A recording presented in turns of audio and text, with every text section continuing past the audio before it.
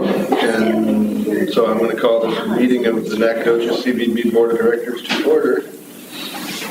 First order of business is to consider approval of the minutes of the March 15th board meeting. Do we have a motion? Make a motion to approve the minutes. Second. Motion and second. Any discussion of the minutes? Any questions? Any issues? There being none, all in favor? Aye. Any opposed? Motion carries. Financial update, Katie. I don't know if y'all can hear me. Under our assets, and these are all of those of March 31st. Our checking and savings first state banking trust, $26,186.19. Bancorp side reserve, $186,256.90. Citizens first savings, 6-month CD, $21,819.57. Commercial bank special activities account, $37,871. Petty cash, $100. And then our Regions Bank CD, $33,722.84 for a total in our checking and savings of $305,957. Our fixed assets, got some amortization, furniture and equipment, closet improvements, wayfinding signs, and then our depreciation for a total fixed assets of $221,439. Other assets due from the Nacogdoches Music Festival sponsors, $2,908. Due from the IRS, $2,179.39. Due from Quality Inn, $1,080.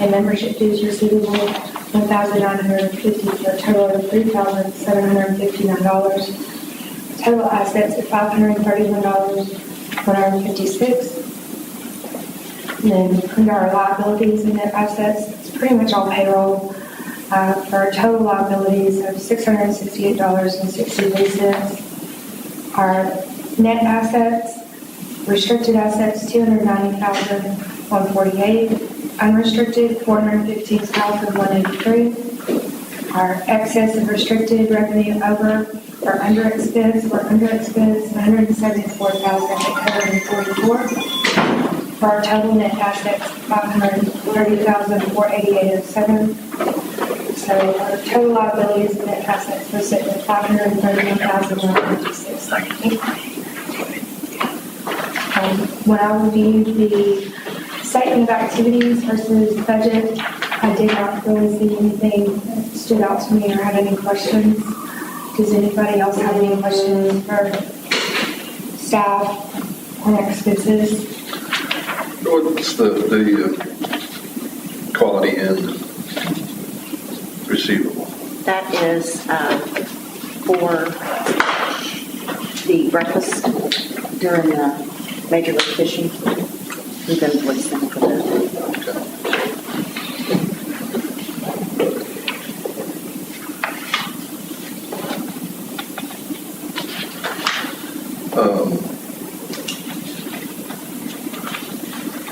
Looking at the statement of activities, I have a couple of things that I'm curious about.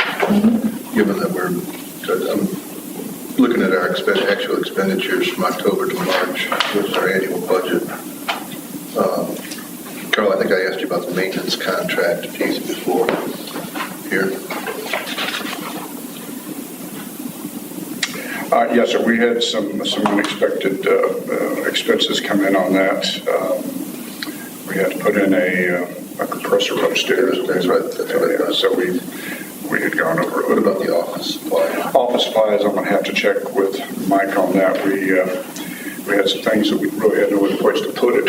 So in office supplies, I'll get you that information. Yeah, take a look at that. Sure. That's a big number.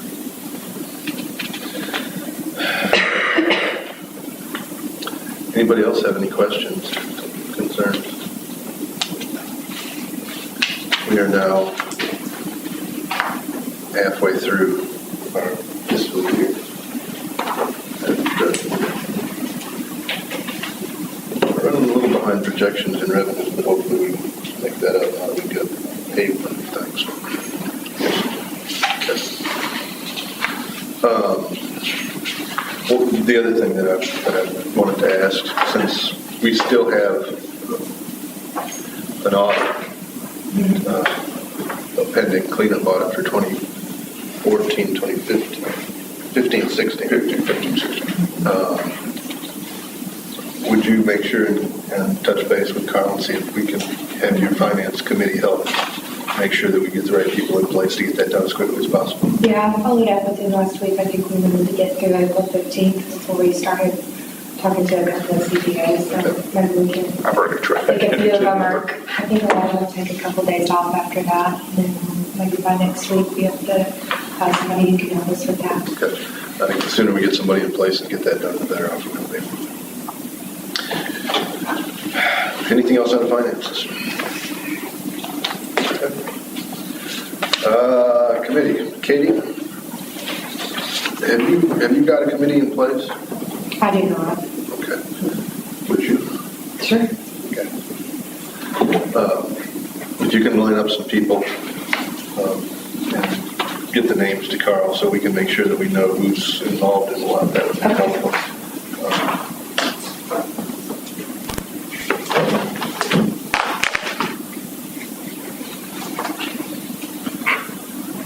Tracy's not here, so we're going to pass on leisure. John. Been working with a couple of lead generators here with the sales and marketing crew at the CVB, and shared information with them. I've got two companies under contract that I've been using to generate leads and to produce sales, specifically in the area of association and convention. And so I'm passing that information on that I have. They're semi-warm to hot leads, so that we can start working those specifically for the purpose of trying to get them to come back in town, working really on getting the word out that there's another entity coming into town that can help house a larger group. So getting back on that radar, there's several that we've in the past done in this town and just haven't for the last couple of years. But the ladies have been very helpful in assisting with that. So we're encouraged by some of the feedback we've been getting. And the folks who are on your subcommittee? I'll get the list to Carl. I've got one more that just changed jobs on me, so I'll make sure that's okay. Still good. I'll get the list and appreciate it all. Thank you. Morning. No. Our subcommittee did not meet this past month, but I do need to get with Joanna. We need to follow up with primarily, I think, the disc golf folks. So hopefully we'll have a more productive month this coming month. Yeah, when we were working on the marketing plan last week, we kind of all came to the realization that this sports thing is really facilities dependent, and until we have facilities, there's not a lot we can do. And hopefully the Pioneer city Park just updated the disc golf course with concrete pads and different stuff, according to one of my employees. And when the city has their park study that they're doing right now, when that's complete, that will be a huge part of what we need to use as kind of a plan. Yeah. And we've got your people's names. Yes. Yeah. Carl and Joanna have attended a meeting with my subcommittee. Right. Okay. Mr. Still is not with us today, so we're going to pass on annual events and festivals. And Kelly, Board Training and Development. Yes, we had such a nice meeting on Thursday, April 13th. Judy McDonald and Pam Fitch were able to attend. Greg Sowell was not. He had started his Easter celebration, and thank you, Mark and Carl, for also being there. The meeting did bring new action items, but I have a few highlights we can go over right now. Along with the good information that is given to new directors once they're appointed, suggestion was made to add an organizational chart, a checklist, so that the new board member knows exactly what they need to do for their trainings and orientation. Spend a little more time with our executive director and the staff members so that they are fully familiar with what you guys do in your positions. And let's see, also this report that Carl is doing now, the list of important dates and deadlines, definitely needs to be a part of that. And the current marketing plan as well. Judy feels like there are some revisions that need to be made to the CVB bylaws. I wouldn't say they're major revisions, but she did some edits, so we're going through the process of getting that taken care of.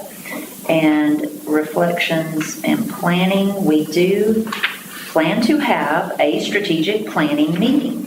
And we have set the target month for that is February. That would include the staff, board members, and stakeholders. So we're doing some collection of information for venues. It won't be held here in the CVB facility. We'll have it off-site, and who would be a part of it and the objectives. I did speak with a prospective facilitator who is open to that idea, so we'll be following up on all that. And also with recognition for service by the directors. A good idea was brought up to bring back the practice of placing a brick in Plaza Principal for retiring directors. Would also like to implement something, an item that could be displayed in their office or their workplace that would be kind of cool, so that folks could see what they were a part of, ask questions, and get more involved with the actions of our CVB in our community. I believe that's it. And I do, by the way, guys, I do have the notes typed up, and I'll be getting that out to the committee and you can see the recaps. Thank you.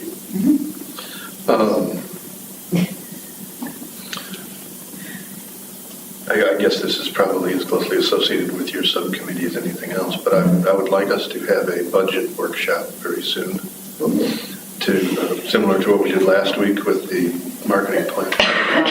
Right.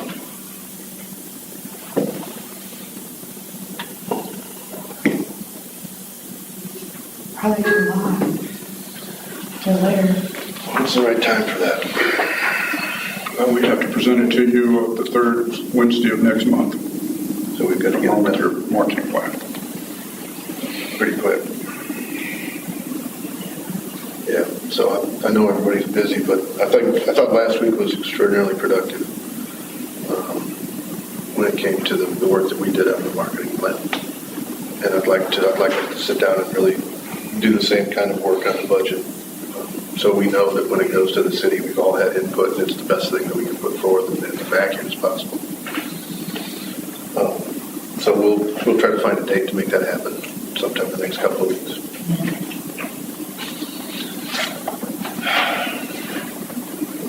Kelly, when Judy gets you her marked up? I haven't seen it yet. Okay. I might follow up with her when I send out the notes. Okay. I'm ready to do whatever I can do. Okay, I'll pass them along after I do. Okay. That brings us to item 5, the Executive Director's Report. Carl? All right, so thank you. Well, first of all, I want to welcome Marissa as our new EDC president. Madam President. And congratulations. I look forward to working very closely with you folks. Already have Mary Frances. I'm sure it'll continue on the way we have in the past. And we want to thank Anita from the Civic Center for joining us. And hopefully you'll be doing this more often so you can kind of find out what we're doing along the way. Talking about the audit, we have been trying to contact a couple of auditors, but as Katie said, it's just a moot point until after they got finished with the 15th. So we'll continue to I'll keep you abreast on where we're on that. And just quickly, next Friday, the David Teal, the president of the Texas Travel Industry Association, is going to be the speaker at the Fourth Friday Chamber Luncheon. We're very pleased he can make it over to give us a little update on what's going on in the travel industry. So we'll keep you all up to speed as to what's happening there. But if you can make the luncheon, that would be great. We'd love to see you there. Okay, going on to our second quarter report. For the first 3 months or the second 3 months of our fiscal year, we had 3,956 walk-ins to the Visitor Center. which was a 7% increase over the same period last year. The top 5 walk-ins during that period of time were Texas, Minnesota, Illinois, Indiana, and Nebraska. Top 5 walk-in cities, which pretty much follows along with what we already knew: Houston, San Antonio, Austin, DFW, and Lufkin. And the top 5 ways they heard about us were from friends and family, website, SFA, social media, and Texas highways. So that gives us a little bit of a opportunity to use some of our new reports to come up and give you that information.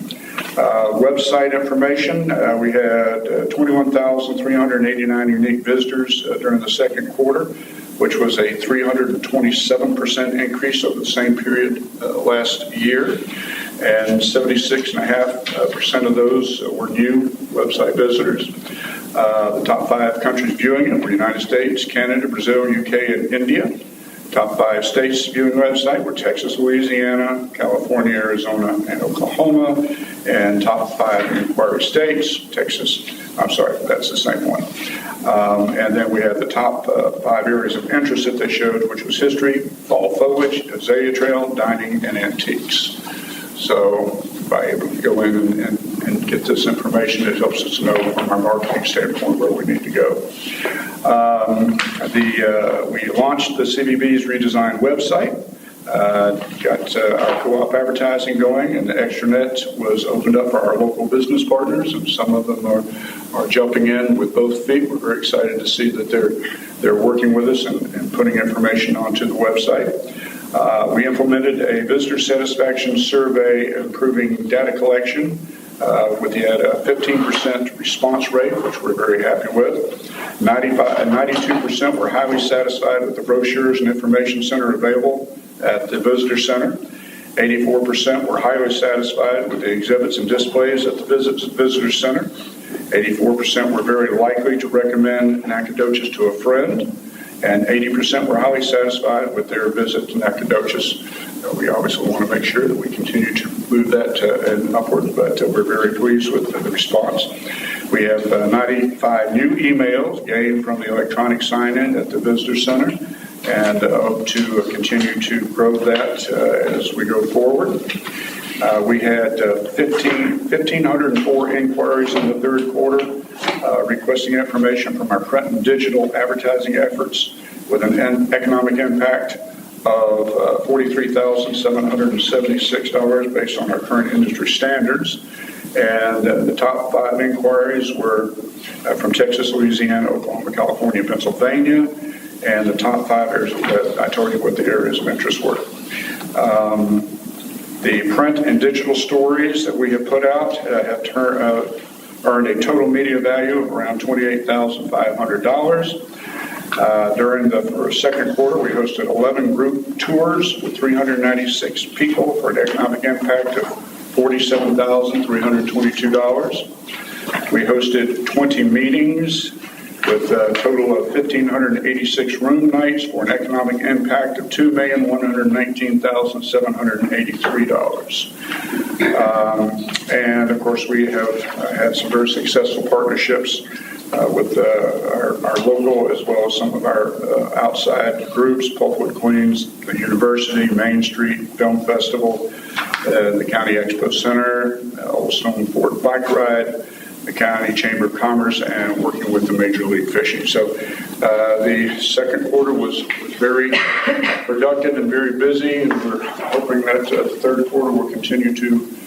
move forward with that pace. That's my report. How is the extranet usage going? Are people jumping in and taking advantage? Yes, people are using it. Some people are, which is good, coming by and wanting to have a little bit more training review on it. So having a meeting to do that after our meeting here with one of our businesses nearby. And so people are starting to use it. It's just getting more people on board, of course, to utilize it. But maybe some more follow-up. We are. I know how busy you guys are. Yeah. No, but we are. I mean, we have to. But that's a really important piece for us, I think. Just once they get a taste of it, they can start getting it. good thing. Carl, in our minutes from our last meeting, I remember that we had approved the change from a cash to an accrual accounting basis. Yes, sir. And that requires notification to the IRS. Correct. Do we know what the status is of any of that? I don't believe that was taken care of. No, I can follow up on that. Because we do need to make sure that happens. I can follow up on that. Given that our next budget is going to be Cash. Yeah, on an accrual basis. Yeah. Okay. We need to make sure we get that done.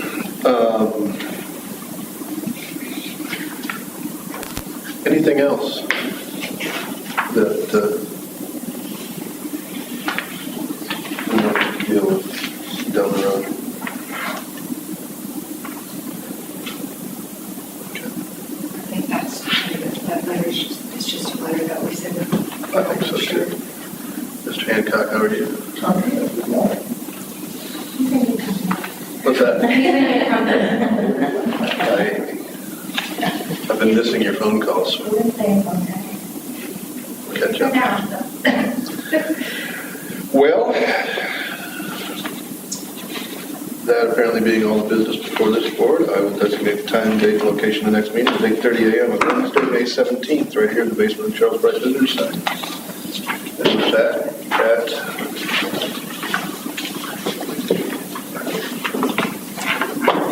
whatever time it is, we're adjourned. 8:53. Budget workshop.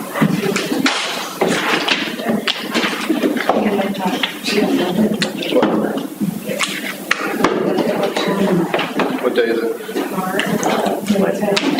Fine.